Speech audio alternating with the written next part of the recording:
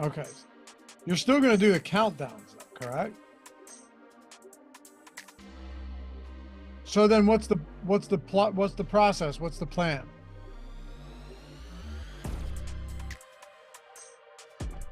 So the moment it connects, we're officially live.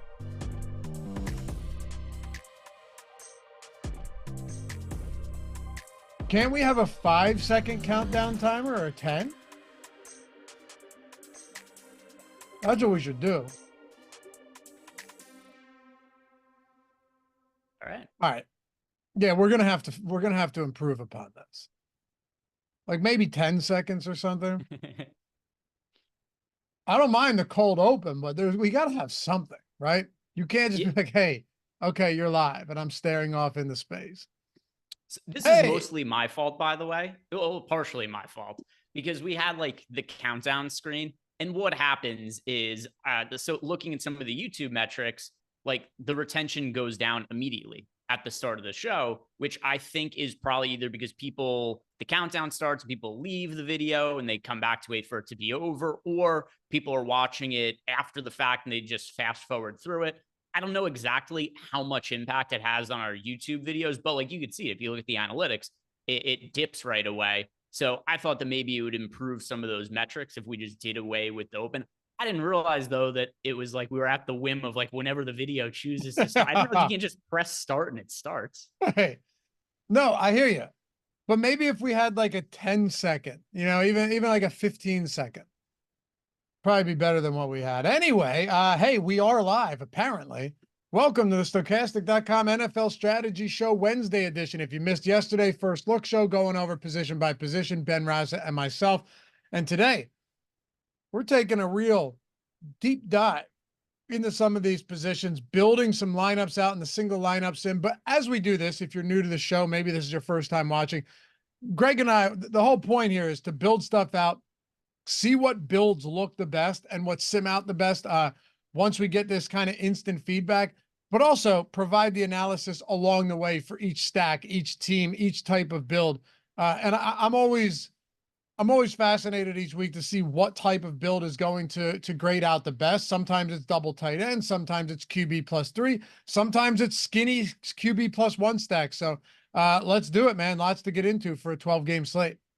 Yeah, for sure. So we'll start pulling up projections, which, I mean, neither of us have had that much time to really dig into because they've just went live on the slate. So it's really going to be a first look at all of this, the projections, and then what ends up simming out well in the single lineup sims.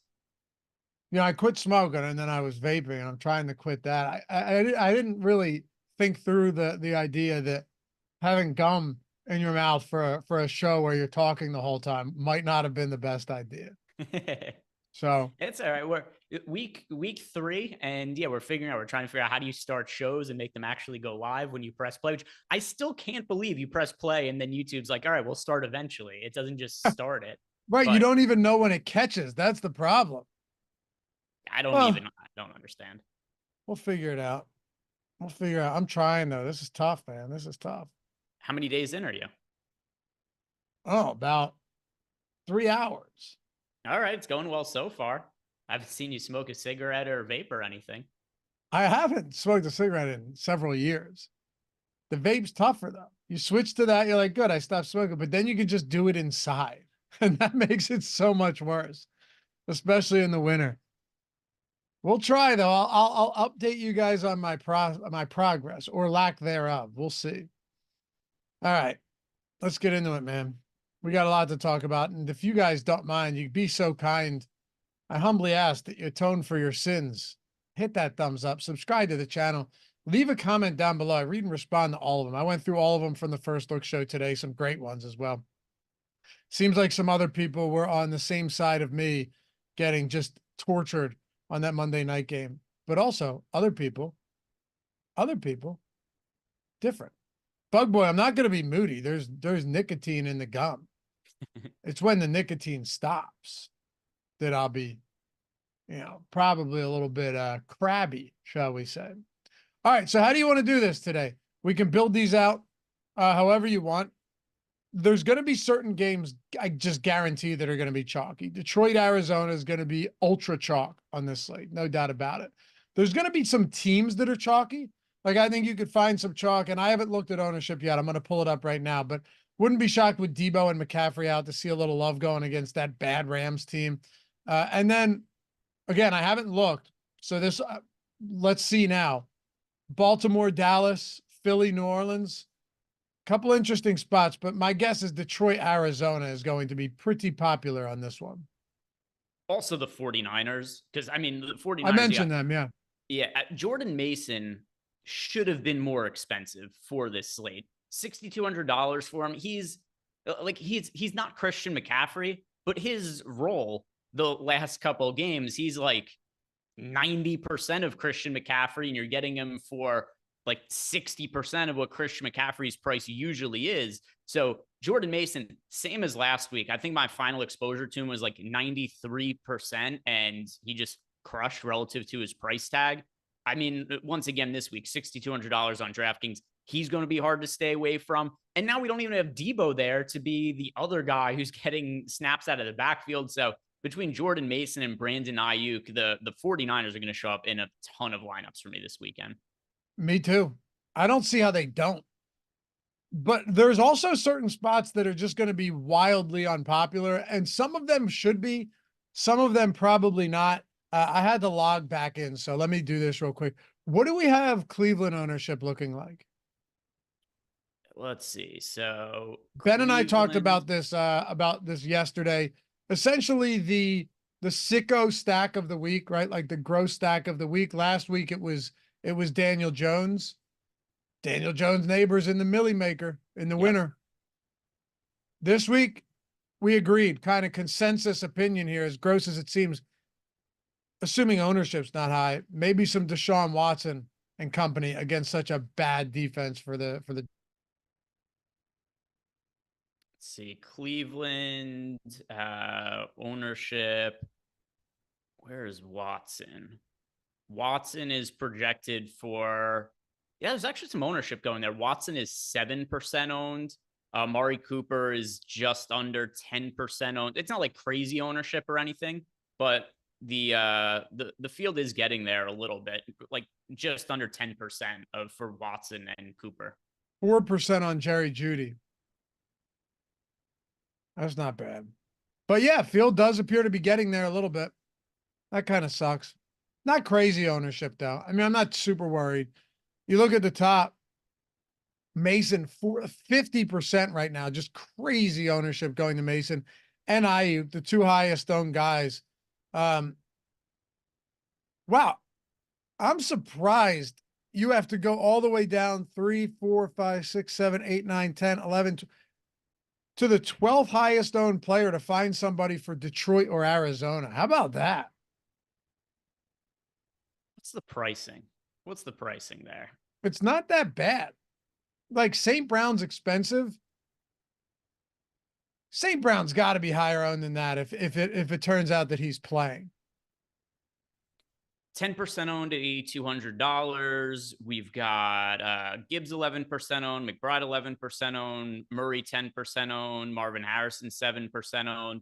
I do think the price points become a little bit of an issue if you're trying to make like full game stacks. That probably brings the ownership down a little bit because the guys you'd actually want to roster are pretty expensive, with the exception being Jameson Williams, $5,800, had another big game and a lot of usage in week 2.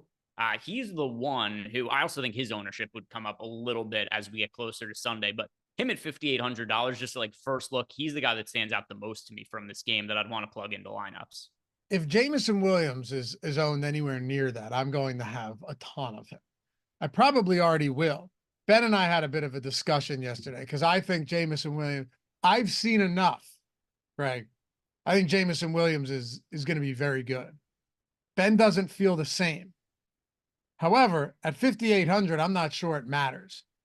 You know, okay, if you look at this game for Arizona and Detroit, I think you're probably going to get a lot of people to go, hey, Arizona looked great last week. They shit all over the Rams. I mean, that game at no point was competitive. I watched the entirety of that game. Well, for the most, almost the entirety. The Rams offensive line can't pass block. They can't run block. The Cardinals don't have a good pass rush, but it looked elite. It looked elite. So you couldn't get the ball out to exploit also a terrible secondary. The Cardinals don't have a great run defense. They don't have a good pass defense. They have injuries to their offensive line. I mean, I think Arizona has some good pieces this week, but there's just no way that I can't help but think that Detroit bounces back this week.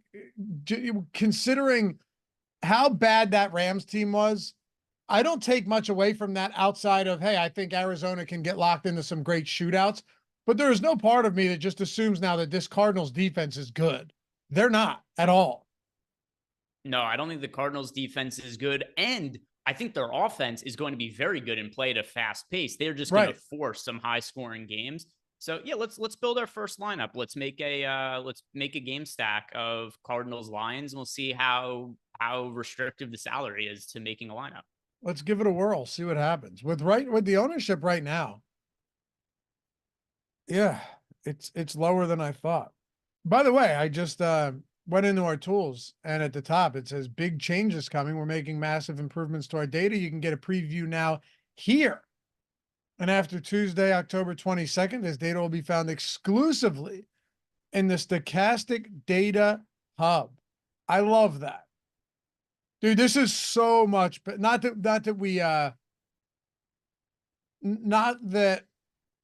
we haven't done this for other stuff, but I just love that we're going to have this data all in the same place with the single lineup sim, the contest generator, the sim. It's going to make things so much better.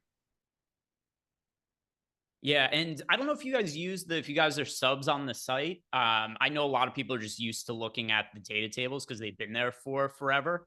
But the data hub is way cleaner and much easier to use and navigate all the different slates. So I do recommend you guys check out the data hub if you haven't already. Yeah, it's just a cleaner way to look at it. You're not looking at like old WordPress data tables that are like 10 years outdated. Are we going to have the stacks in there too? Ultimately everything is going to be in here. That's the hope. Yeah. Okay. Detroit, we have as wow. Look at, okay. We have to build out of Detroit. We have to see what happens here, Greg. We right now have Detroit with minimal ownership. I think it comes up on Goff for what it's worth, but highest top stack probability, serious leverage. So let's do this. Let's start with Jared Goff here.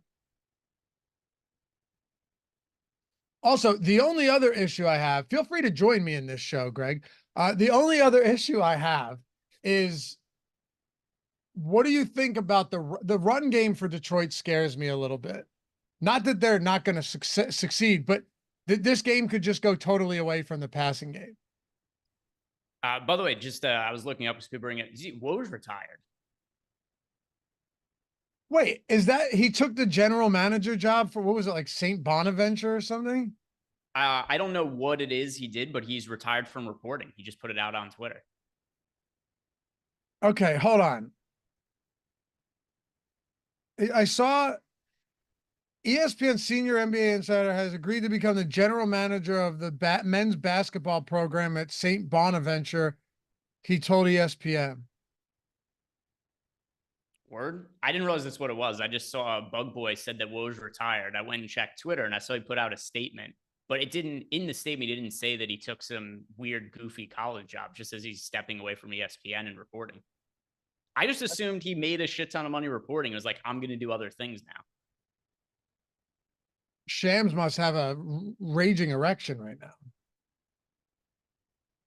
I'm surprised he's not the one who reported it. I'm surprised he didn't beat Woj. How great would that be? Who someone else has to step in. There's going to be that job would suck.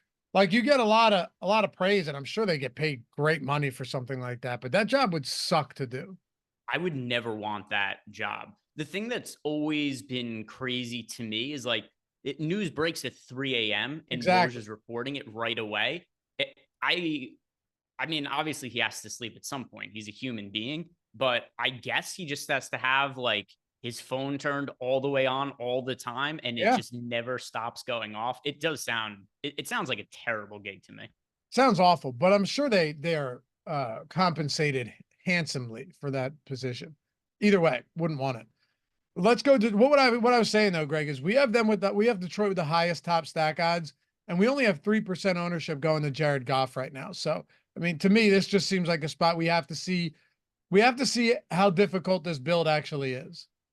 Yeah, so we go Goff, and then also we were talking about it before, Jordan, just for price reasons, and also because I think he's under-owned, looks pretty good on the slate at first glance. Put Jameson Williams in as a stacking option with Goff, because he is something that I think we're going to need to save some salary here at $5,800.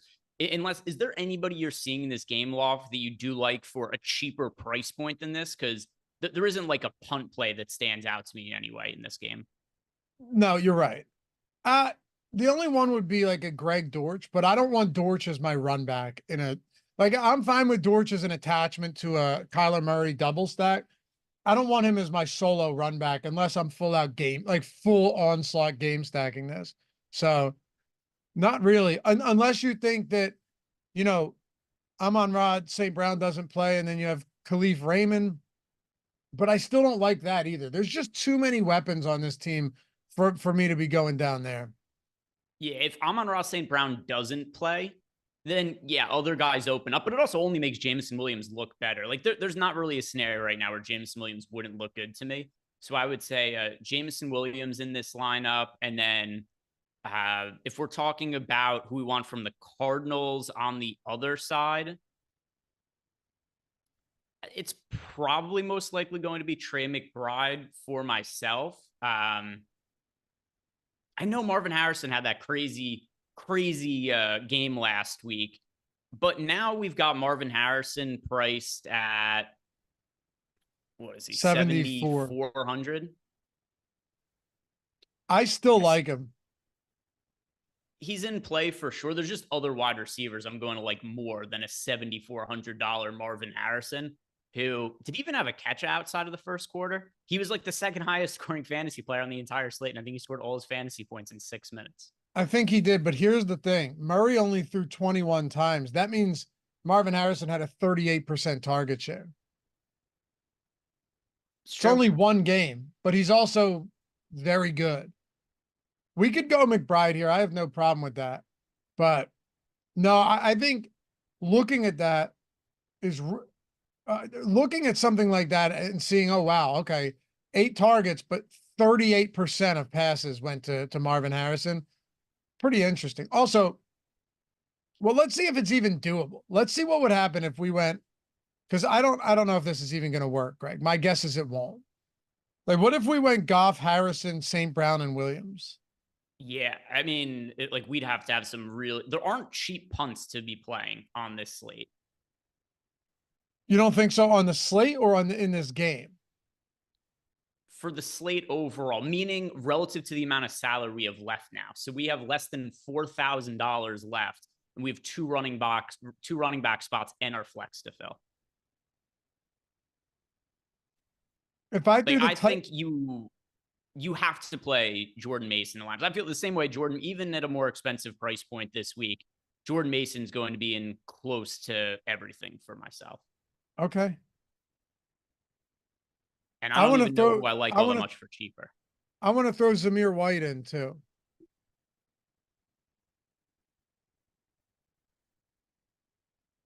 I'm pulling up some of these split running back situations like Zamir White and Alexander Madison. I don't feel great about it. I'm a lot less worried about it in this spot. Zamir White, I bet you'll be surprised to see how many snaps he played compared to Madison. Madison was hardly on the field last week. They just didn't run the ball, actually. They played from behind.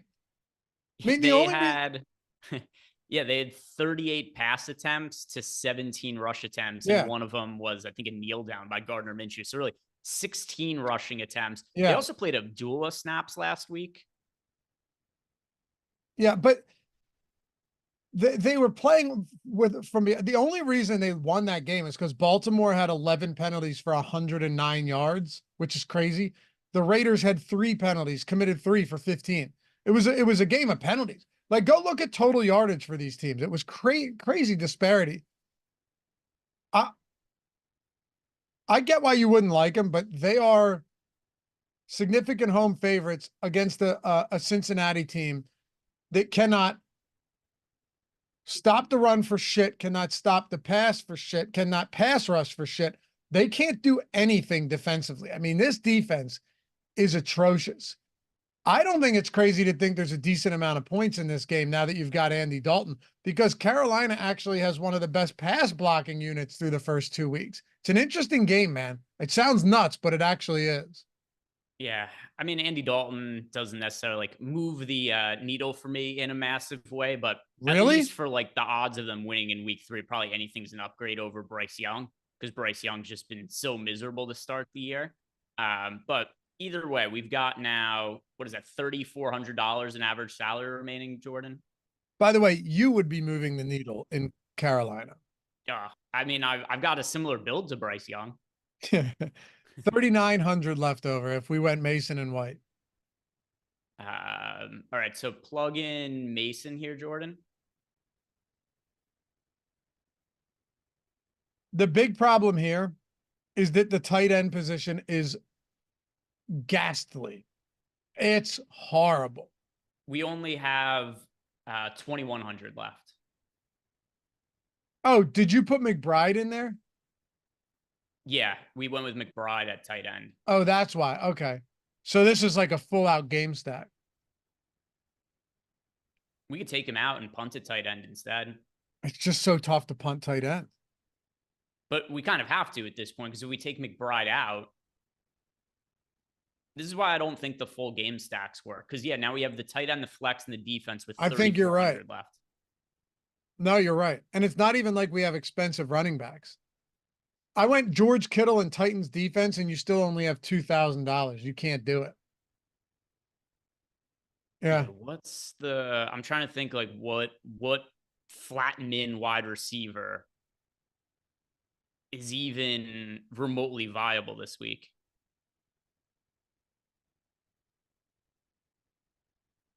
Humboldt asked, Laffy, where do I find the Hall of Fame segment from last week? You won't. We got one. Jordan and I are recording one today, though, after this show. We had to push it back a week. Let's take Marvin Harrison out. I think we just have to. Yeah. Or Amon-Ra St. Brown, one of the two. The good fella said, if Amon-Ra doesn't go, I'd prefer higher usage from Laporta rather than JMO. I expect both, honestly. Like Jameson Williams is already getting significant volume. I think Laporta's been the one that's clearly been hurt the most by Williams' emergence. So I would like Laporta a lot in this spot as well. But I would still like Jameson Williams a ton. He's still underpriced, in my opinion. Pull out. All right, so let's just see what the problem is. What's really the point of playing Goff if you're not double stacking him? You know? Yeah, like you would need him to have like, which he's done before, but it's not the most likely scenario, or something I want to build lineups around. You need him to have like 1 or 2 1-yard QB sneak touchdowns. Yeah, and you can't play for that. Or you hope that he spreads the ball around, has a 300+ passing yard game, and it just gets spread around to everyone. Like if Jameson Williams is your one guy, that he gets a lot of work, and then it's just spread around and everyone else isn't needed. But still kind of difficult. At the very least, as we're building this out, I understand why the ownership is what it is. Absolutely. Which makes me think, like, what if we just tried a single stack with him? What if we pulled out Jameson Williams and just went straight Goff, or I'm sorry, pulled out Amon-Ra and just went straight Goff, Jameson, and Marvin Harrison. And then you have Jordan Mason, Zamir White with, and then if you put Titans in, that gives you wide receiver, tight end, flex, 5,300 remaining. I think we could do something there. Yeah, it's certainly more workable than what we had before. Let's just see what happens if we do that. See if it's negative ROI because we only have one stacked with Goff. So let's try to figure out now, just to boost this up a little bit, like some of the top points per dollar plays on the slate, if you sort by value, Jordan. Matter of fact, what if we just went Laporta? What if we went Laporta over St. Brown? That gives us 5,000 remaining and a double stack. Let's do it. Yeah, let's try that out. I don't hate that, by the way, either at all. if it comes out as a negative ROI, we could tinker around with it a little bit and see if there's like a player or two we could swap out and make it look different. Sure. And I'm not convinced this will be positive, but this is why we do this on Wednesday. I find great value in this. Coco said this is going to be a hard week for lineups. You know, I was building some earlier. It's not hard depending on the build, but if you're trying to get heavy exposure to this game, it's definitely a little tricky. Yeah, or if you're not willing like the crazy cheap values to be able to make like crazy stars and scrubs lineups like we did last week, where I mean, just the chalk, other than Cooper Kupp, who got hurt, the chalk all went off last week. The contrarian plays all went off last week. Like, it was just super high scoring. Everybody scored 1 billion fantasy points. Absolutely. But also, it's Wednesday. I wouldn't be shocked by the time Friday rolls around that you and I are finding value, because there's a lot of questionable players out there. And yeah, I know that, I mean, like a big one, even just for this game. If Amon-Ra St. Brown gets ruled out, situation totally changes, because then you've got guys who are $3,400 that come into play as wide receiver options. Yeah, and I know Campbell said he's good, but I'm not convinced that means he's gonna play. There's a lot of these guys I'm just not fully even Justin Jefferson. Like, we're gonna need practice participation on all of these guys. In the event that Jefferson doesn't play, all right, well, now you've got a $4,400 nailer, and I know he's not exciting, or I know he's not super cheap, but even $5,100 Addison, if he plays and Jefferson's out, you know, there's going to be some guys that pop up for sure. Anyway, 5,000 remaining for flex and one wide receiver. All right, so wide receiver, sort by the value there, Jordan. I just want to see who we have that's potentially available to us that has good points per dollar.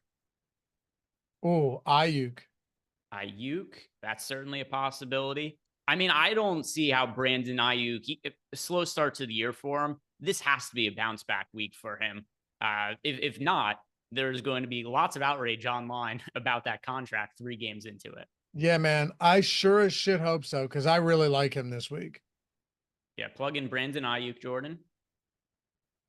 And it gives us $3,700 left. So it's whoever just projects the best with the remaining salary. It doesn't really matter too much who it is at this point. We could also go cheaper at defense. So hold on. Are there any defenses cheaper that could? I don't even mind it. We ended up going to Jordan Washington from the Rams. He's not like crazy cheap or anything. He is $4,600. Who are you talking about?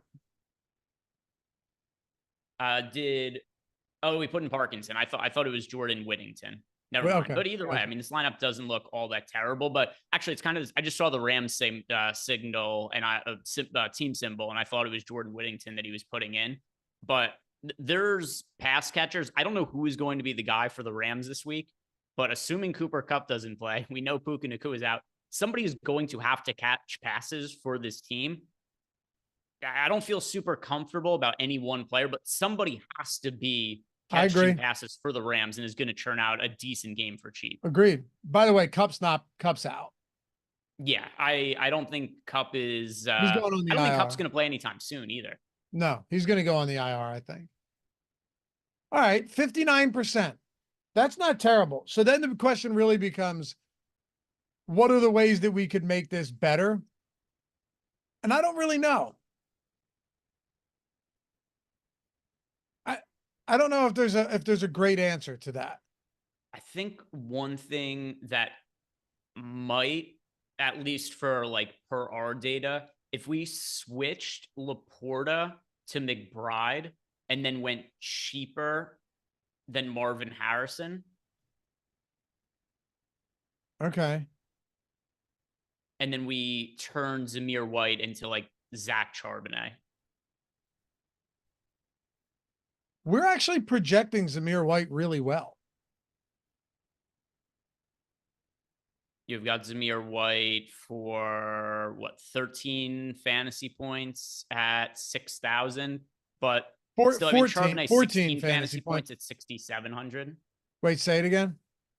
You've got Charbonnet's only marginally more expensive than Zamir White, but it's projecting for 3 more fantasy points. We So have just like for the okay. sim ROI, I think this will come out higher. All right, we can try it. Yeah, we have Zamir White at 14, 13.9 at 5,500. So it's not. Instead of instead of Parkinson, Jordan, take him out of the tight end of the flex spot and try Whittington at wide receiver.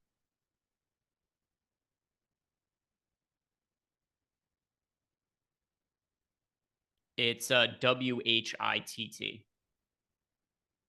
And now just at the flex spot, whoever it is that projects the best at any position with the leftover salary. Where's the best value at running back?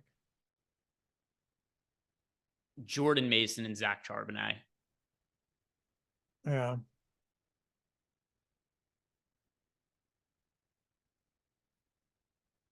Yeah. Okay. Let's see what this looks like. We didn't change around too much. Yeah, 103.6 now. We kept the same defense. It was just the extra salary savings we're able to get by going from Marvin Harrison to Trey McBride. Yeah, it definitely makes a difference. Are there any 3K flex spots out there that are? I don't think there's anything. Jordan Akins. What if I try this? I'm gonna try one more thing here. I went McBride and Amon-Ra St. Brown. You've got Akins is 3K. I threw Akins in there. Okay. I went Amon-Ra St. Brown and McBride instead of Laporta and Harrison. Did you get that, Jordan? I'm running it right now anyway.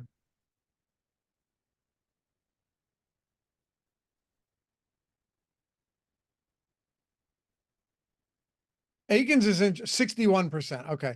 I actually don't even hate Akins this week, assuming Njoku's going to be out against that Giants team. It's not bad. What do you say we make a Deshaun Watson stack? Yeah, for sure. And when I was just while we're doing this, I was just running our sims to see who it was that I was getting the most exposure to at different positions. The only two quarterbacks I had like a significant amount of exposure to that showed up were Deshaun Watson and Geno Smith. Okay. I have a feeling I'm that some of those Deshaun Watson lineups are going to end up simming out pretty well. God, we are really projecting Jack Charbonnet high this week. I get it. I don't. I mean, I do. He played every damn snap last week. So maybe it's just it's a bias because I don't think he's particularly good. But at 6K, yeah, against Skylar Thompson, I could see it. Also, passing game work. He had 5 targets last week, caught 5 of them for 31 yards. If he's going to be getting a lot of those dump offs, like he's for sure a good play. It's a lot of work. It's a lot of work for a guy at his price point.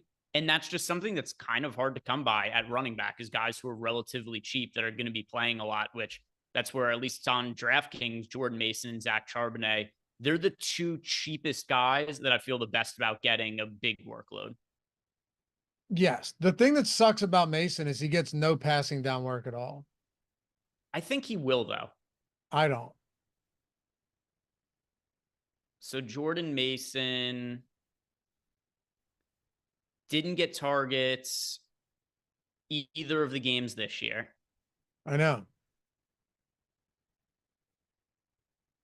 He had 1 target in each. That's it. 1 in each. Not that this is necessarily apples to apples, but when Elijah Mitchell played more in place of McCaffrey last year, what was his target share like? That actually wasn't that much different. He had a game against the Giants with 3 targets. He had a game against the Rams with 2 targets. He had a start against Washington last year. It wasn't targeted at all. So yeah, I after looking at that, I tend to agree more with you. I don't think Mason has to get the work. I don't think he has to get the passing game work. Yeah, and we'll see. One thing I saw this too. Mason ranks second among all running backs in Pro Football Focus pass block grade on true pass sets, which excludes plays with fewer than 4 rushers, play action, screen, short dropbacks, and time to throw. Take PFF for what it's worth, but the fact that, you know, he has done well in pass blocking through the first 2 weeks is at least encouraging. So, by the way, I'm with you. I still like Jordan Mason a lot this week. Yeah, and Michael Huff said, and Chad, which should also be true, is that with Debo out, maybe that changes the equation for Jordan Mason as well in the passing game. I tend to think it just means George Kittle gets more involved, but maybe not. I think it'll end up being more George Kittle and more like Juwan Jennings and stuff like that. Yeah, we'll Jennings had a big play last week as well. I remember in the tail end of the fourth quarter, there's maybe like 5 or 6 minutes left, and he had on the left side near the left sideline. Yeah.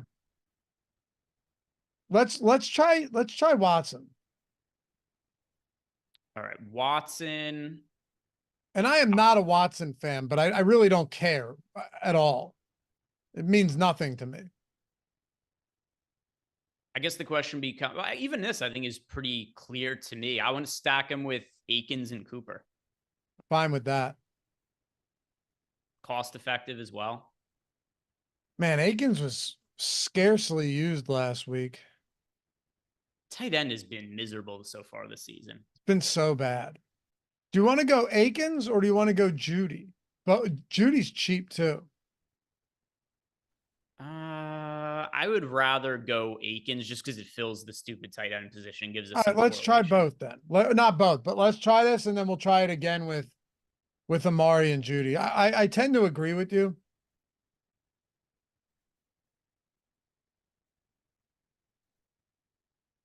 Giants. What is Neighbors' price now? Like I don't even want to run back. Actually, Singletary had a pretty decent game last week, but Neighbors is the pretty obvious run back. I don't even want to run back. Oh, really? You don't even want to go back to Neighbors this week? Look, he was my highest exposed player last week of any player in football, higher than Jordan Mason. But I just don't know how I feel. If you want to go back to Neighbors, I have no problem with it. He had a 63% target share last week, so I'm not going to fight you there at all. But they have the lowest implied total. They have a 16-point implied total. Like, is it actually necessary? I don't know if we have to force a run back. Don't have to force one, but I don't know. I think Neighbors is going to get there most weeks because of just ridiculous volume. The 18 targets he had last week. I mean, the Giants' offense is terrible, but if you're just gonna force feed somebody this amount of volume, it's just gonna work out more often than not. His price point, I think, goes up even more from here. It's just so as like tough, an aside, fantasy standpoint, rest of the year, Neighbors or Harrison, who do you think scores more fantasy points? Neighbors. I do as well. And it's just a volume thing. Yeah, it's volume. Here's my thing though. We have Neighbors projected under 13 fantasy points at 6,400.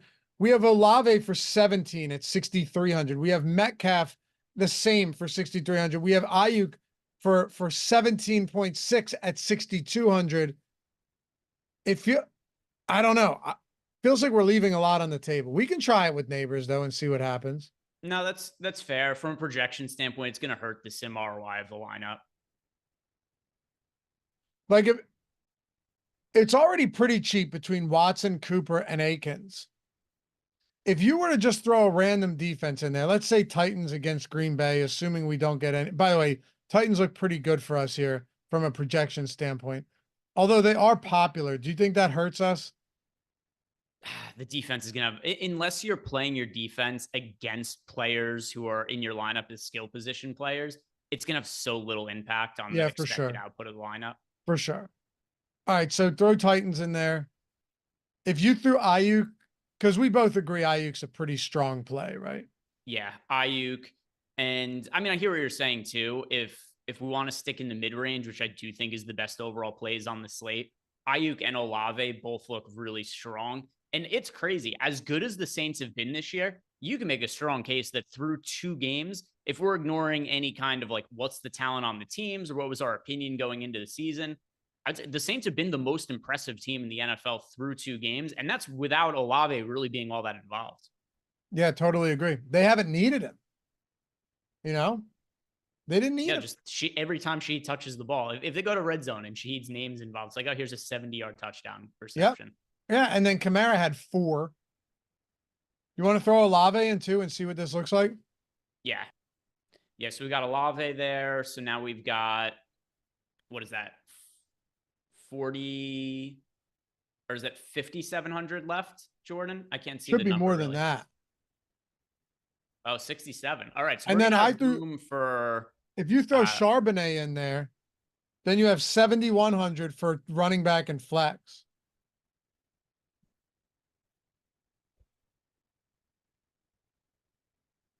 Mason.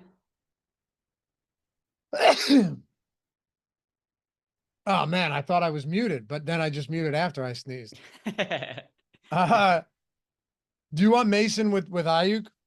I don't have an issue with it. I'm going to end up having a lot of those lineups this week. I don't have a problem with it either. We have him just projected so well. Do we have him projected as the highest running back? I think we do. I don't even know we have a wide. I think he is the highest projected player for us, period, this week. The Rams are so, yeah, he is. The Rams are so bad defensively. Yeah, good honestly, I'm fine with Mason Ayuk. I'd probably be fine with Kamara Olave in lineups too. Yeah. Not this one specifically, but I'd probably want Carr in some of those lineups. But yeah, I agree. I wouldn't mind it. Yeah. That gives us 8K. Kind of actually a, let's see here. It's whoever just projects the best, Jordan. Well, the problem is Kamara does. Could we upgrade defense, maybe? We could. Yeah, just plug in Kamara and then upgrade the defense.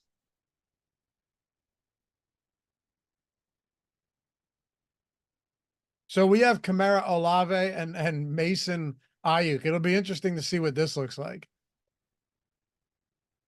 3,200. Not necessarily like the highest like there's some negative correlation there, but I just think the concentrated workloads that those players are going to have, it kind of offsets it. Oh, the one thing that is a little crazy to me about Kamara is nobody projected him well last week. He was like 3% owned. By the way, the sim ROI is crazy on this lineup. 203. Wow. Yeah. Now Kamara is just going to be projected crazy well. Nothing's materially changed about him last week versus this week, other than he just scored a bunch of touchdowns last week.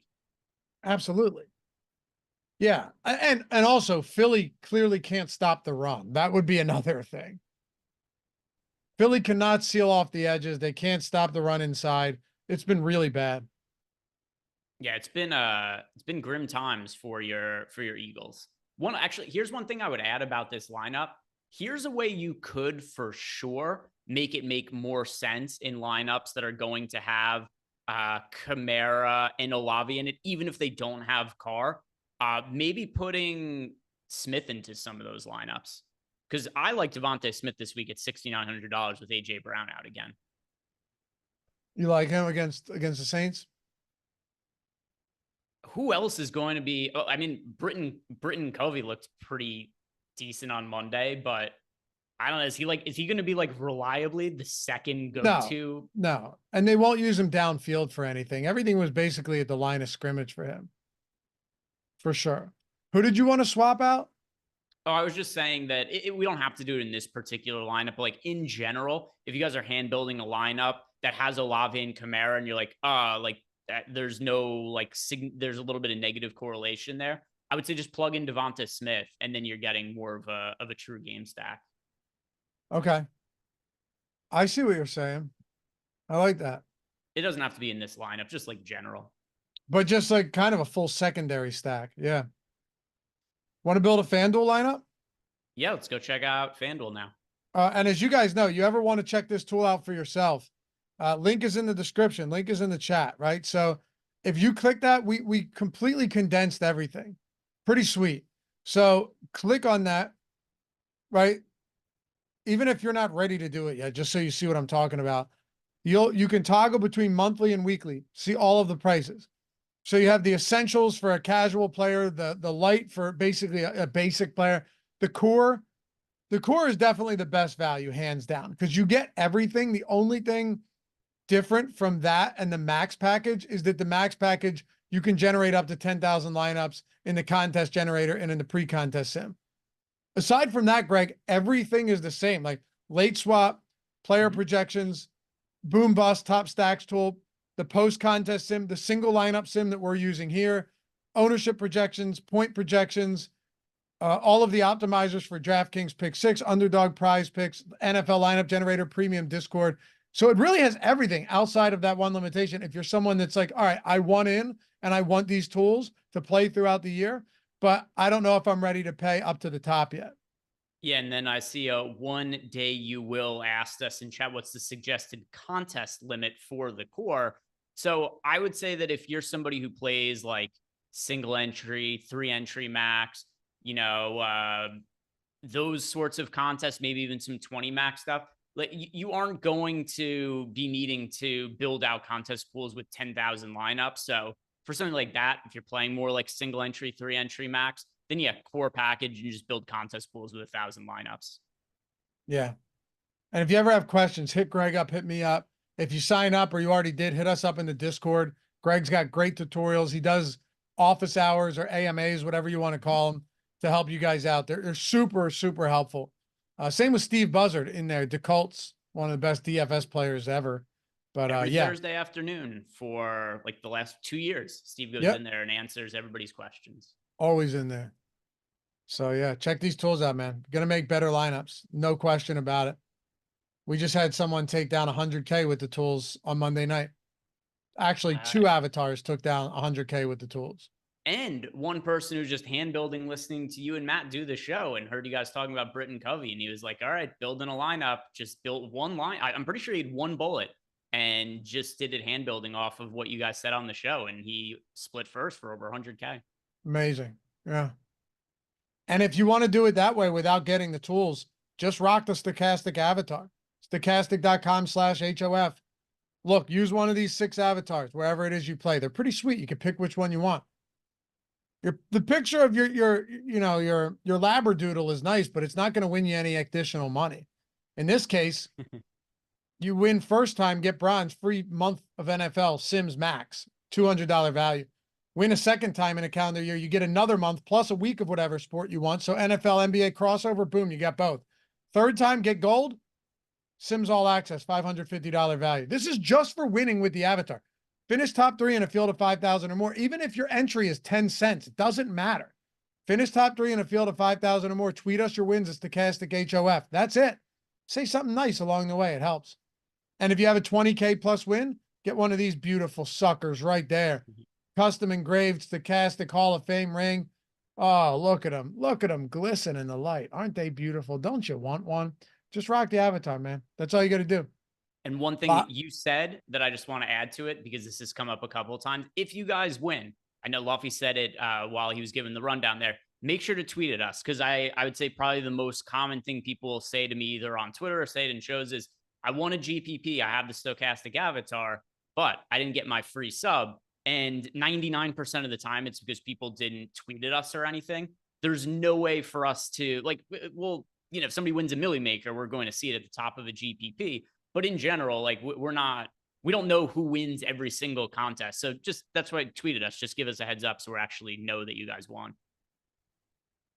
100%. Let us know. All right. Let's go FanDuel here. Here's where FanDuel is going to be most different. They've actually priced Jordan Mason. I mean, we have him projected really well, so he's going to look good no matter what. But massively different when Jordan Mason is $8,300 and has an actual price tag on FanDuel. Yep. Last week, when Loughran and I were building lineups, we saw that FanDuel had non-existent pricing. You can play whoever the hell you want. That is not going to be the case this week when Jordan Mason's $8,300. Not at all. Yeah, last week we really did put in whoever we wanted into those lineups, for sure. All right, so FanDuel, I'm looking at our top stacks tool. Sometimes I like to cheat, Greg, and I like to see what our tools are giving us. It's not even cheating, because if you have the core package, utilize all the tools. I had people asking me like, hey, someone hit me up on Twitter and was like, I'm using the single lineup or single entry lineup builder, and I keep getting a lot of negative ROI stuff. And I was like, listen, man, if you're kind of new to this stuff and the way sims work and leverage and how ownership factors in, run the actual sims. Like run the actual sim, Greg, and just see what type of results you're getting. It can't hurt to do that, to be like, all right, these are the type of builds that this week look really good. Let me build around some of those iterations, or at least get the concept in mind, because there's just going to be certain weeks where a certain type of build doesn't play all that well, and that's why I like using top stacks and ownership and all of that stuff for this. True.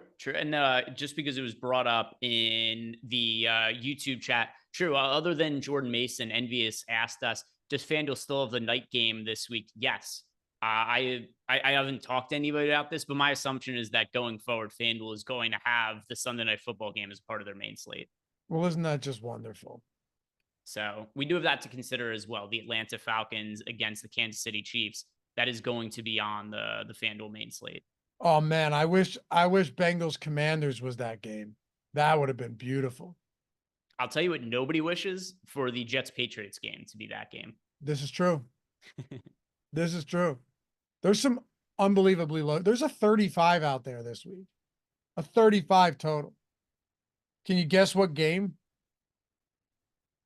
Patriots Jets? That's 38. Oh boy. Come on, you can figure this out. Is it cheating if I look at the schedule without looking at the odds? No, not at all. Okay.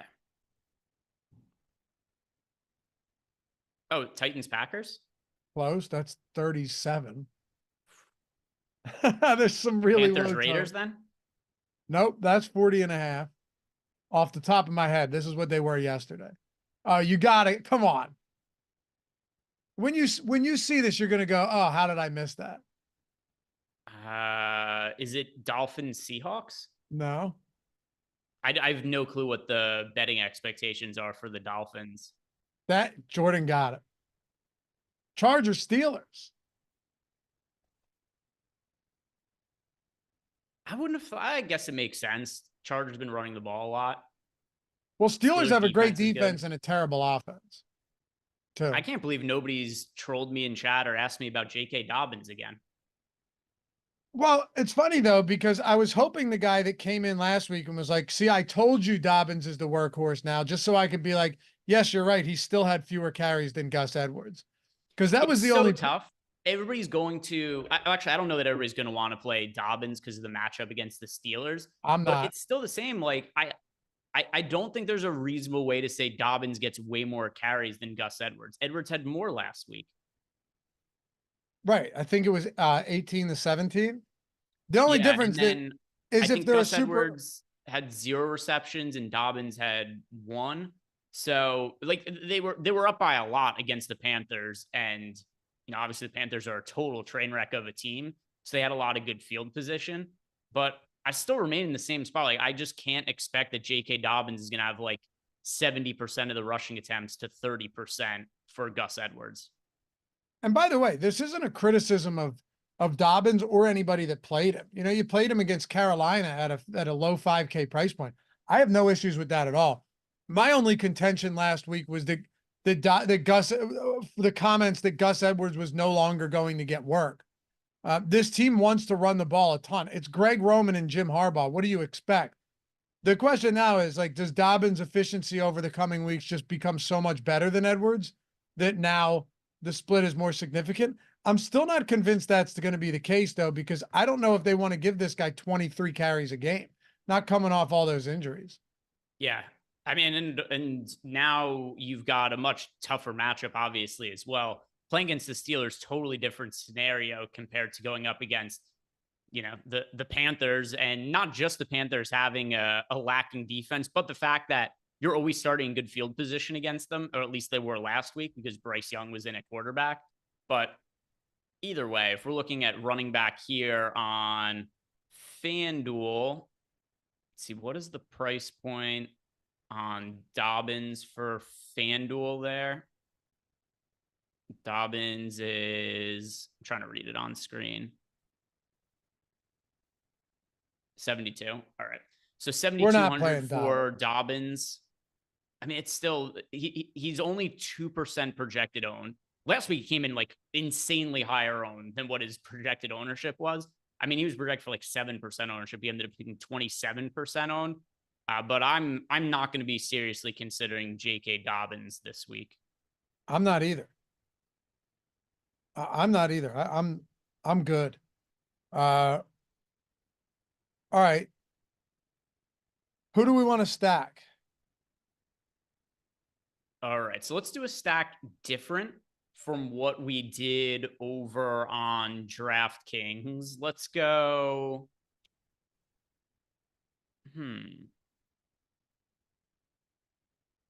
We haven't. Oh, you know what? Just because you can't do this on DraftKings. All Patrick Mahomes. Let's go with the Chiefs stack. All right. I think Carson Steele is kind of interesting as well with Pacheco out.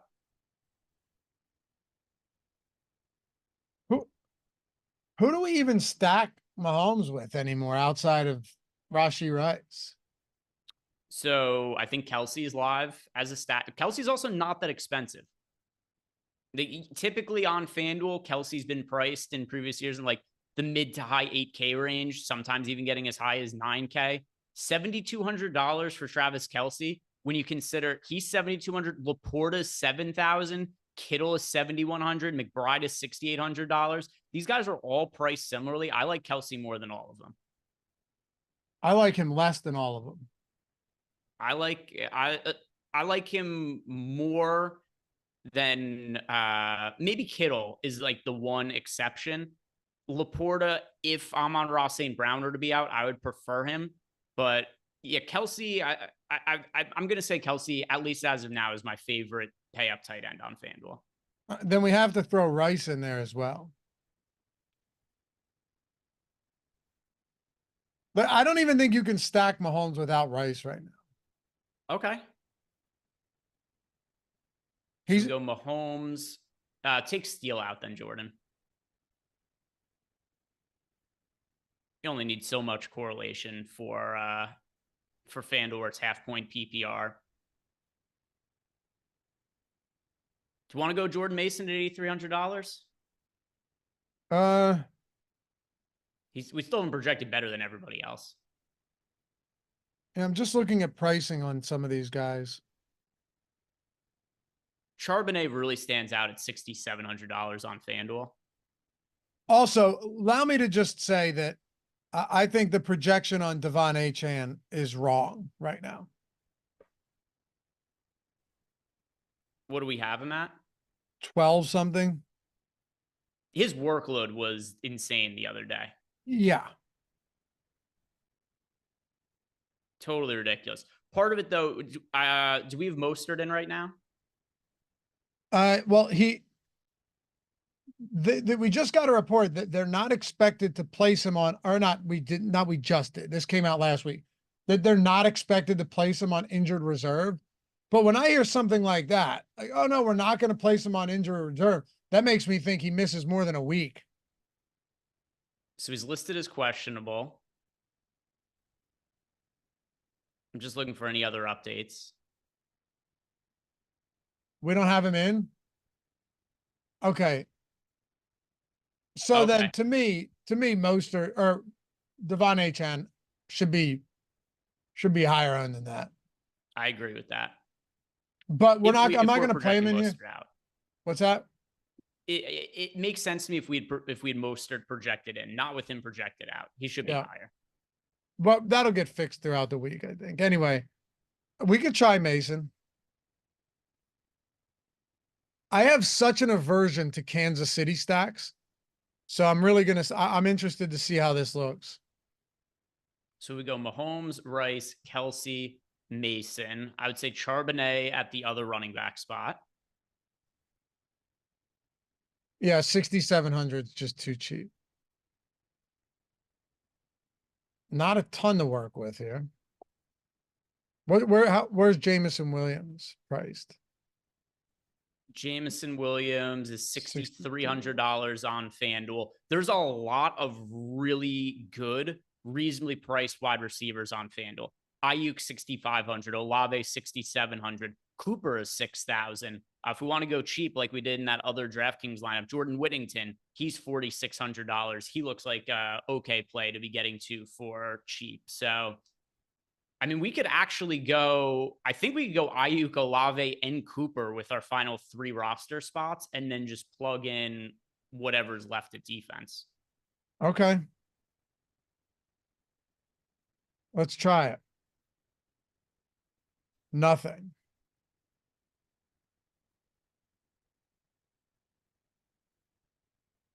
Yeah, Not we enough can't. Salary left for that? No, unless I have someone else in that. All right, Okay. let's So get. if there's not enough salary left for that, go with wide receiver, Ayuk, Olave, and then just put a Whittington in for the final spot.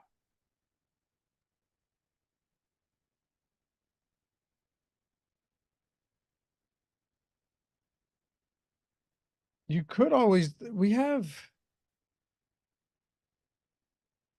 All right. Could go Whittington there. We'll try it. All right. I don't think this is a bad lineup. Let's We try have it. a run back, but that's okay. We have it. They haven't really been needed all that much. And then what? You want to go? Who would Just had defense? a 223 sim ROI. Pretty good. Best one yet? FanDuel, Rashi Rice, Travis Kelce, double stack, and then just plug in. Those mid-range wide receivers look really good on FanDuel. They look really good on DraftKings too. Yeah. DJ Moore's another one, $6,500 on FanDuel. Chris Williams, thanks for the super chat, man. Tone, bring yourself some good karma. Hit the like button. Getting close to that 100K. Yeah, we're close. And it's all of YouTube and all channels, not just me and this channel who can't gift memberships. Oh, did they? That's stupid. It's so I don't think that it's like they took it away or anything. I think it's just broken on YouTube right now. It's probably broken. Appreciate you guys watching as always. By the way, I should throw it out there. If you're not on Underdog yet, they've got the daily drafts, the weekly drafts for NFL. They're really big too. I think I was looking at it the other day. Hold on. Because I can't do the Underdog pick'em in Pennsylvania, but I have legal betting, so whatever. If you're not in PA and you're in one of the states that doesn't and Underdog's available for that, you'll probably want to jump on that. But it's not just that though. I can do all of their best ball stuff, and I can also do all of their daily draft stuff. And I love the daily draft stuff. They have some massive contests. Like the 200K primetime Palooza. I bet if I went into the Sunday ones right now, Greg, there'd be just for the weekly. There's huge ones as well. So yeah, here's a 300K, 100K, another 100K. They're really cool. You're snake drafting, but it's one draft, and you can get a bunch of lineups in there. 50% match up to $250 over on Underdog. Very good sign up deposit bonus. You get it instantly into your account, and some awesome formats as well. But yeah, appreciate you guys. Greg, anything else before we go? No, I mean, we're building these lineups on Wednesday for anyone who's watching it later. I'm going to be doing this again on Sunday morning, where we were going to have more updated injury reports and all that kind of stuff, because more players are likely going to be ruled out. But yeah, always fun to do this as a first look. And then also, if you guys want to sign up for any of the packages at Stokastic, our core package, anything that and above, it does include the single lineup simulator. You can sign up using the link we have down below in the YouTube box. Yeah, man, join us. Say what's up in Discord. Say hello. I'm new here, and we'll greet you back. Shout out to Jordan as always for producing this one. Follow Greg at G Ehrenberg DFS on Twitter. Me at Laffy_D. You guys are the best, man. Subscribe. Get us to 100K. That'd be awesome. Otherwise, we'll see you back here for the next one, or we'll see you over there in the Discord. Peace.